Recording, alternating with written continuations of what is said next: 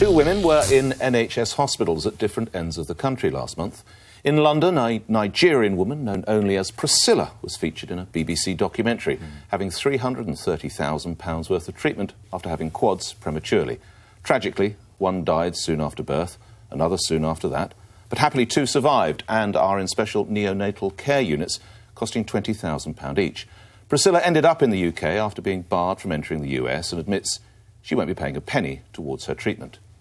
Meanwhile, at the Aintree University Hospital, due to pressure on the A&E unit, frail 87-year-old Audrey Benbow was treated in a stockroom after a fall at her care home.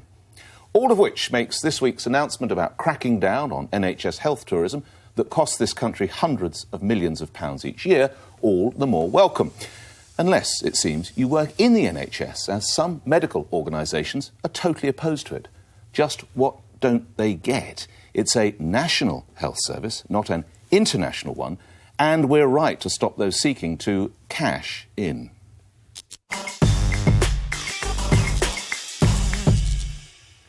Hard not to agree with what you say. I watched that programme, it's called Hospital. And what really shocked me about it was that the charges are £800 a night per person. I think she was in ICU, so obviously that's very costly, and her babies are £2,000 a night. When she left the hospital, I think the bill was £250,000, and there were different figures. There was no way she was going to be able to pay that. But let's not talk about Priscilla.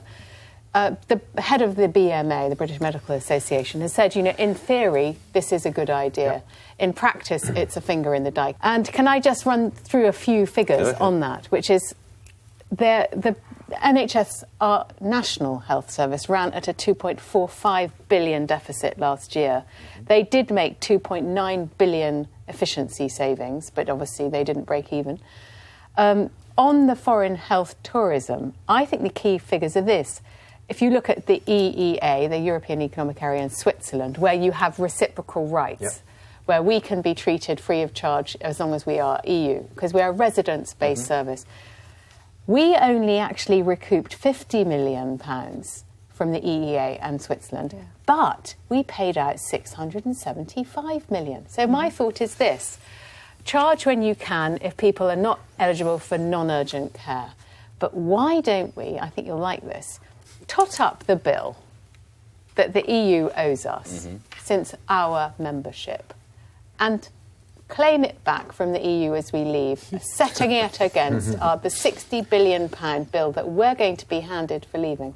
And that, I think statistically as well, as Rachel's saying, the fact is we run such an inefficient service, we have to save billions and billions and billions of pounds. The sentiment of what you're saying, I couldn't agree with more, OK? But the amount of money that we're going to recoup, we're talking... the best estimate is 500 million a year. And that would be a good year. That would be a good year. And there's discussion about how we arrive at that figure. There's a graphic here about how much the NHS spend in a 24-hour period. That's £385,205,479. That's in a 24-hour period. So my concern is, whilst I absolutely agree, and I think we should be looking at how people come into this country and use the health service, absolutely.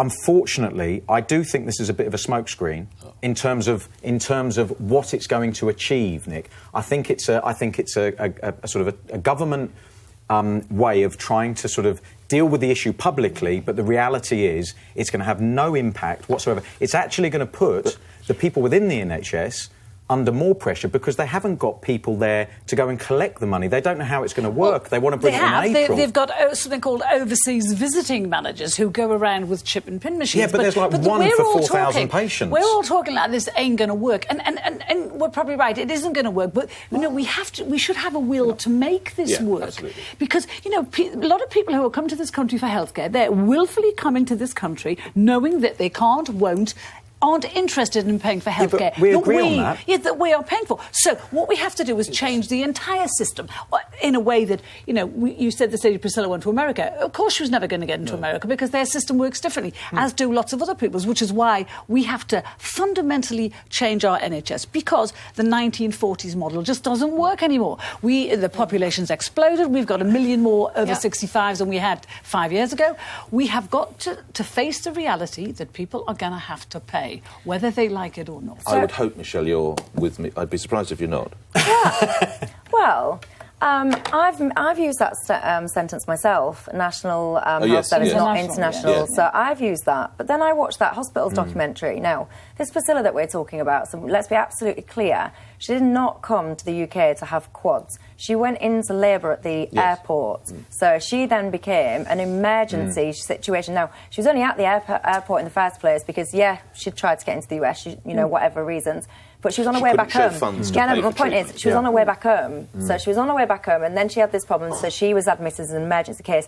It made me actually cringe to see this woman that was really ill being presented with a chip and pin. It really made me cringe. So emergency care, I think we should be a decent, compassionate society and offer emergency care to people, full stop. What we're talking about at the moment, let me just finish my point. What we're talking about at the moment is what we call non-urgent planned treatment being charged for up front. I completely agree with that, but I also think, how on earth do you get into a situation where you've got planned non-urgent care that's even booked in on the NHS? It shouldn't be. We've all been through the US, I would imagine, and probably, unfortunately, we've probably been in the emergency rooms or doctor's offices, as they're called there, and we all know that if you haven't got insurance or you don't present you're asked for a credit card. I agree. We do that in A&E units, we do that in doctor's offices. Of course, that poor woman who's gone into labour prematurely, of course we've got to look after. But once we rack up the bill, we do the following. The 330, 400, 500, however much it might be, is taken round to the Nigerian embassy. When the Nigerian embassy refuses to pay, don't worry, you know the foreign aid budget? We'll just take it off the foreign aid, and we've just taken £400,000 off the foreign aid because of a Nigerian embassy. Solved. We have to get tough, because if we don't get tough, we're going to get more people coming, because they'll know Britain is the only place you can come and the healthcare will be free. And making health insurance mandatory? Because that would prevent a lot of this stuff. Well, so if you've got visa, anybody visiting, arrival in the country. Anybody visiting from a foreign country, if you had a health insurance that you had to have as a document before you got on the aeroplane... It would They're going to stop alleviate this lady, though, bear in mind, because she landed in transit. Yeah, but so that's why my plan works. You could create... That's why your plan is better. Yes, my plan's better than yours. I'm sure the Nigerian embassy's But ultimately, I mean, and I think that's workable. If we're, we're going to be in control of our borders again, so, I think having that documentation to come into the country, I think, is feasible and acceptable. And then what you're doing is you're not creating a situation where you're chasing after someone and trying to recoup money. It was awful. The European example is fantastic because the amount of money that we don't claim from our European partners on this reciprocal agreement is ridiculous. But again, that is a lack of organisation, a lack of infrastructure in the system. If you talk to the doctors, and the doctors who've been on the show, they say our duty is to the patient. I agree. We are not supposed to discriminate How between difficult is it for them to do that age, as well? race. What we do is we treat the patient according to need. And what you're saying is, we're going to treat them according to ability to pay. And I think there's something a bit dodge We've got about a tough that. person like Carol there at reception of A&E or the doctor's room who just says, I'm terribly sorry. Where's your National Health Service number? Well, we've just got people like that. You're not going to get past her. Nothing gets past Carol. We can be compassionate, but there was some footage on the television this week of an A&E ward. I think it was somewhere in the Midlands. It made me weep because there were people who live in this country who were stacked up, 20 of them in corridors for 15 hours. We haven't got the money to pay for them, let alone everyone Carol, coming from abroad. Sorry to interrupt, but the fact is that we mustn't demonise people coming from other countries to say that they're the reason why people are stacked up in corridors. I didn't say they were. I just said we haven't got the money with our to do NHS, both. which is what you said, you're absolutely right. The fundamentals with our NHS are broken, OK? We have to do something radically different. Health tourism might play a tiny part in putting a bit of pressure on, but they're certainly not the reason why people are queued five deep in corridors. And I think it's a bit regrettable that I am pointing at you, and Carl, you both have talked about this as if it's foreigners taking our beds. No, and it's the same as we went through Brexit. You did a bit. Anyway,